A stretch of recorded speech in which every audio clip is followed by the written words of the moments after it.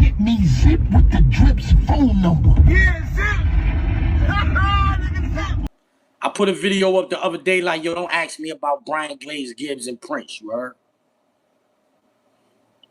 And somebody in the comment section said the same thing this nigga said. New York Times, 1993, is saying this. Prince down bad in his own words. Damn, it wasn't me. It was my co-defendant who ordered those hits, right? This is my comment section. Somebody saying this. Look.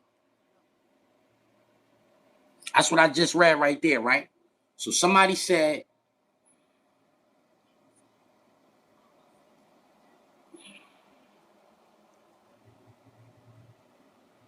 oh, somebody must have deleted their comments or I blocked them, whatever, however that went, right? Nigga said, yo, the article is not a lie, right? Oh, all right. Somebody asked him, is it the New York Times article or is it trial transcripts? Nigga said, federal pretrial, right? Nigga was like, yo, New York Times quote is part of the federal court record. How do you think the reporter reported it? The court stenographer recorded what he said in open court, quote for quote.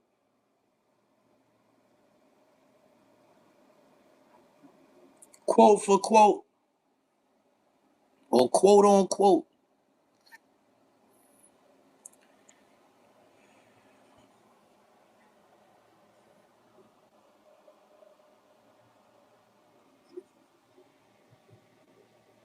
Let's go back over here, man.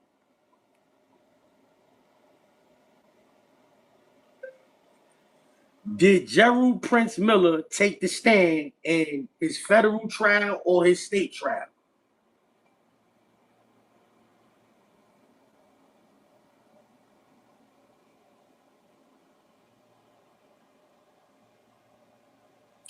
Gerald Prince Miller did not take the stand in either his New York state trial or his federal trial. The state court posture in 1991 state-level trial in Queens Supreme Court, Miller exercised his Fifth Amendment right to remain silent and did not testify. While he did not take the stand himself, his defense actively denied the charges through cross-examination, and the initial state case was ultimately dismissed on statutory speedy trial grounds. So the Times is quoting who, quote unquote, because he ain't take the stand in the state, right? All right, hold up. The federal trial posture. During his subsequent 1993 federal racketeering and drug trafficking trial in the United States District Court for the Eastern District of New York, Miller again opted not to take the stand. The defense relied on legal arguments surrounding wiretap suppression rather than presenting testimony from Miller himself. I'm reading this off of Google. You could just Google this. So how is they quoting Prince and he never said nothing? How are they quoting him?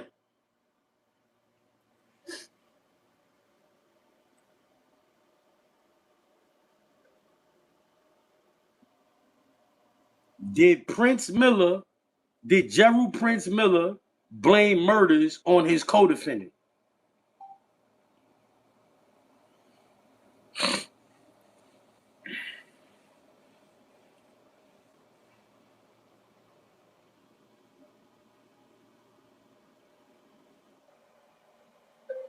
Did Gerald Prince Miller blame murders on his co-defendants?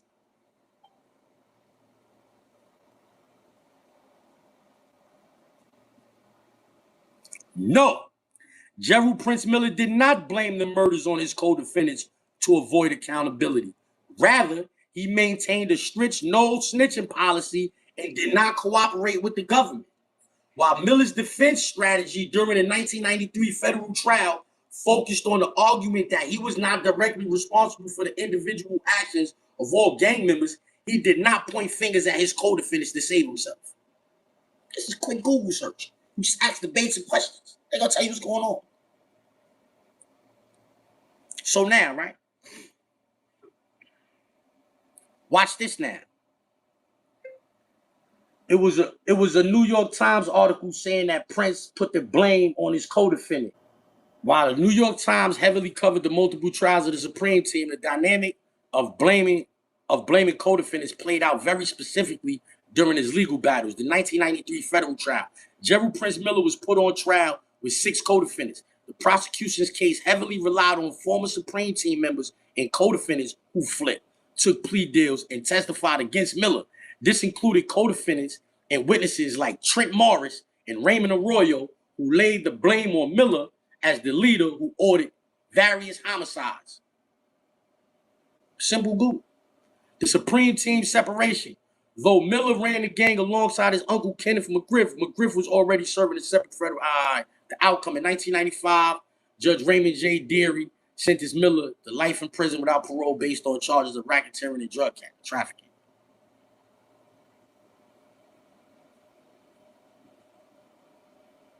Y'all keep listening to these niggas who the way they talk is probably the way they read. That says a lot. The way somebody talk, chances are, that's how they read. Good day, good day, good day. That nigga's very unlettered, bro. Nigga can't read. They try to say Prince and them blame Trent Morris for murder. That's what the New York Times was saying. That they was trying to like shift the blame to the co-defendant.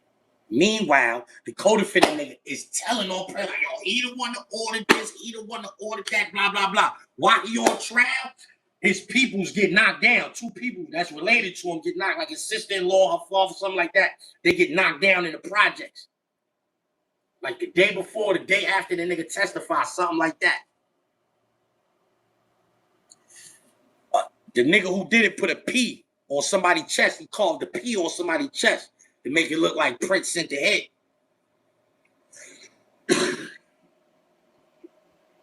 Prince and them niggas' lawyers was like, I see this nigga on trial talking about Prince is doing all of this. Meanwhile, whatever he got going on in the street, people was getting killed though. Look, this is going on. He trying to lay line on this nigga. And meanwhile, his own situation is like this. That's not telling on nobody, homie. That's not trying to put the blame on nobody, homie. That's creating reasonable doubt. You saying I'm the nigga doing blah, blah, blah, blah. Meanwhile, nigga, your actions, the shit you got going on out here is getting your peoples clipped off and all that. Nigga, you might have did that. You know about these murders with some Colombians or whatever and all that. Nigga, you did that. I don't know nothing about that. How you know about that? Because I don't know nothing about it. If I'm on trial for a murder and I'm saying I don't know nothing about this murder, and then you get on the stand and you start talking about said murder and all that, you know specific details about this murder that I'm saying I don't know nothing about. You saying you know all of the details about. What you think my lawyer gonna say? Nigga, we don't know nothing about none of this. You know everything. You ain't do this. Hey, you ain't doing it. How you know all of this?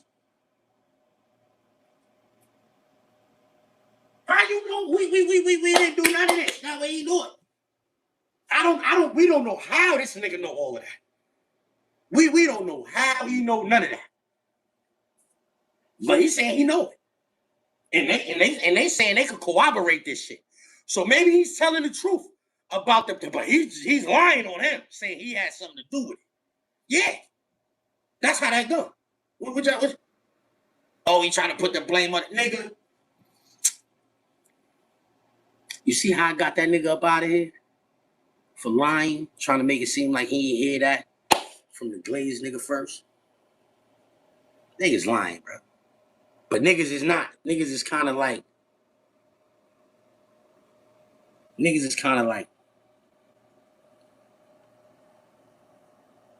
they like functioning illiterates. And what I mean by that is they might could pronounce the words on the papers, but they don't understand the words on the papers. You got one nigga on trial. I'm not saying nothing. I don't have nothing to say about nothing. Another nigga gets on the stand. He's talking about a murder or some murders.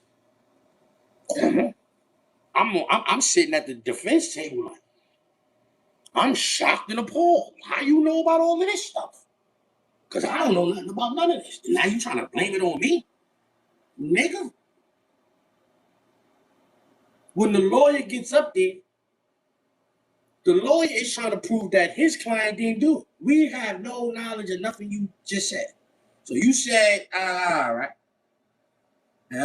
Yeah, that's the play, nigga. The dynamic between General Prince Miller and Trent Morris was actually the reverse. Trent Morris took the witness stand and put the blame on Prince Miller. The New York Times heavily documented this specific legal drama during Miller's 1991 state murder trial and testimony. Trent Morris, who acted as a primary drug courier for the Supreme Team, flipped and became a cooperating witness for the prosecution. On April 4th, 1991, Morris testified boldly in court that Miller had ordered the execution of 3 Colombian drug dealers, the retaliation scare. In a tragic twist covered extensively by the New York Times, the very day after Morris testified, his girlfriend's father and sister were found murdered in the Baisley Park houses, while police initially suspected Miller ordered the hit out of the revenge against Morris. It was later discovered a completely unrelated local robber had committed the crime. The ultimate outcome. Despite Morris's heavy testimony, Miller was actually acquitted in that specific 1991 state trial because a judge threw out the wiretap evidence. However, the federal government stepped in shortly after, utilizing Morris's cooperation to permanently convict Miller in 1993. To quote Zip with the drip, let's get to that. Yeah, let's get to that. Let's get to that. Right. Let's get to that. Let's get to that. Even I started with a zip. Let's get to that.